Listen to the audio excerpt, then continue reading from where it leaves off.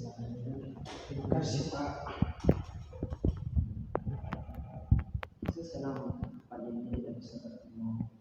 Dalam pertemuan ini bisa sangat bermanfaat bila Anda dapat mengungkapkan perasaan Anda dan dapat berpartisipasi secara bersama. Ya Pak, saya sangat membutuhkan bantuan Bapak. Ya, baiklah. Sebelum kita memahami lanjut dari kerjasamanya, saya sebagai konselor, Anda sebagai konseling. Dalam proses konseling ini, Anda perlu mengungkapkan apa yang Anda rasakan dari perasaan Anda, sehingga saya mampu memahami apa yang Anda rasakan. Sehingga saya mampu bisa melihat masalah apa yang perlu diselesaikan. Saya menjamin akan kerahasiaan yang akan kita diskusikan bersama. Dan saya harap ada beberapa hal positif yang bisa Anda dapat dari proses konseling ini. Iya Pak. Baik, saya tadi memperhatikan ada beberapa hal yang akan kita diskusikan bersama. Diskusikan bersama terkait masalah Anda. Kalau Anda siap, kita bisa memulai diskusinya. Iya Pak. Memang ada beberapa masalah antara saya dan orang tua saya, itulah saya berada di sini. Sebenarnya saya merasa malu membahasnya, tapi saya merasa tidak pantas untuk menyampaikannya pada orang lain. Jadi, Anda kurang nyaman menceritakan masalah Anda dengan orang asing. Baiklah, saya memahaminya. Iya, tapi saya memang merasa kesulitan mengatasi masalah ini sendiri. Ya, saya memahami apa yang Anda pikirkan.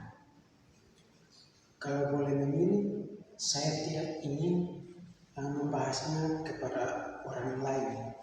Namun demikian, saya memahami bahwa saya perlu ada masukan dari sudut pandang orang lain. Baiklah. Dari tadi saya mengatakan, Anda mau menceritakan masalah Anda, bahkan Anda tidak bisa berbagi rasa dengan orang asing terkait masalah ini.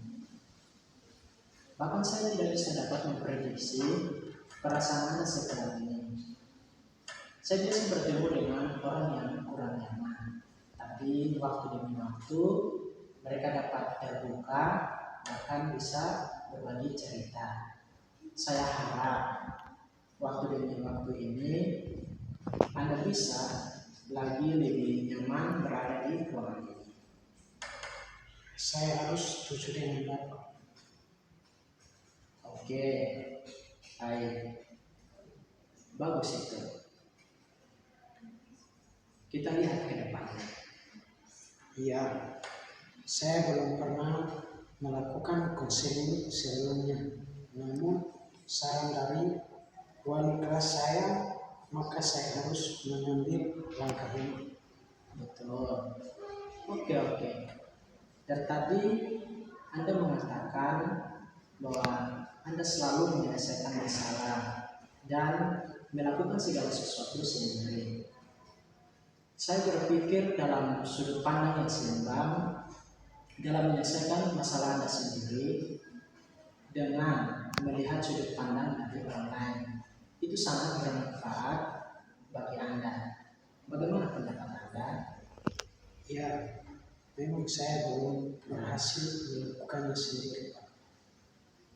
Kita bisa coba saja ya. Kiranya ada sedikit yang bisa menjadi faedah dalam diskusi ini. Oke. Agar perlu memahami situasi Anda, saya perlu mendengarkan kehidupan Anda saat ini. Pada awalnya hubungan saya dengan orang tua saya itu baik-baik saja. Terkadang saya melihat orang tua saya kehilangan kendali atas diri saya. Biasanya saya berpikir bahwa hal ini sudah sering atau biasa terjadi dan mereka menyadari perilaku mereka, tapi akhir-akhir ini mereka sering marah-marah dan kehilangan kesabaran dan cukup meresahkan saya sekarang. Karena saya khawatir berpengaruh terhadap hasil belajar saya dan kondisi adik saya. Oke, jadi singkatnya orang tua Anda selalu emosi, tapi Anda bisa membedakan amarah mereka. Tapi dalam beberapa waktu mereka lebih lagi cepat tersinggung, bahkan emosi mereka mendadak sehingga khawatir berpengaruh terhadap Anda dan adik Anda.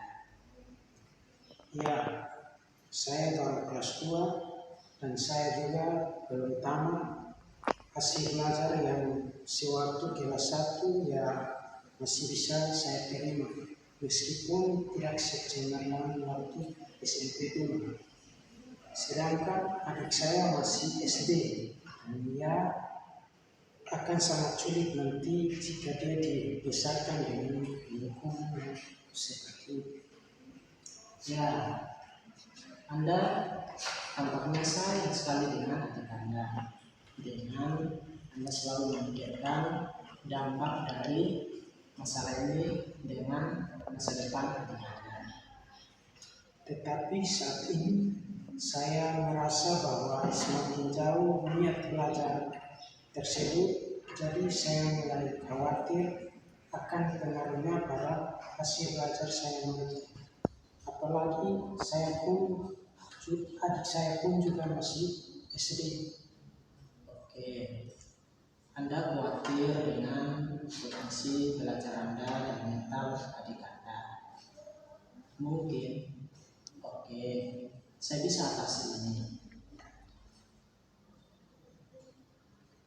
Saya melihat walaupun Anda kurang nyaman dengan keadaan Anda, tapi Anda selalu memikirkan keadaan mental dan efek samping dari masalah ini terhadap adik Anda. Mungkin saja Anda selalu menunggu apabila orang tua Anda mungkin bisa saja emosinya meledak lagi. Benarkah seperti itu? Ya, saya lebih mengkhawatirkan saya dan adik-adik saya. Karena satu lagi adik yang belum sekolah dari kondisi hubungan kami dan orang tua kami. Oh ya, oke, teruskan. Jadi penting bagi saya untuk melakukan apa yang saya bisa untuk menyatukan semuanya. Oke, ya. Bagi saya semua itu untuk menyelamatkan mereka. Tetapi perhatian besar saya pada adik yang belum sekolah karena sebelumnya ada beberapa kejadian ketika dia berhadapan langsung dengan tindakan kemarahan adik saya, kemarahan bapak saya. Dan sejak itu saya merasa sangat khawatir akan dirinya. Ya, saya senang dengan partisipasi Anda terhadap adik-adik Anda, yang dimana Anda memperhatikan adik-adik Anda lebih memprioritaskan adik Anda. Itu hal yang bagus sebagai seorang kakak. Saya hanya ingin memastikan bahwa saya masih berguna bagi mereka atau adik-adik saya. Ya, tampaknya Anda selalu menyebutkan mereka sangat spesial bagi Anda. Iya, mereka sangat penting.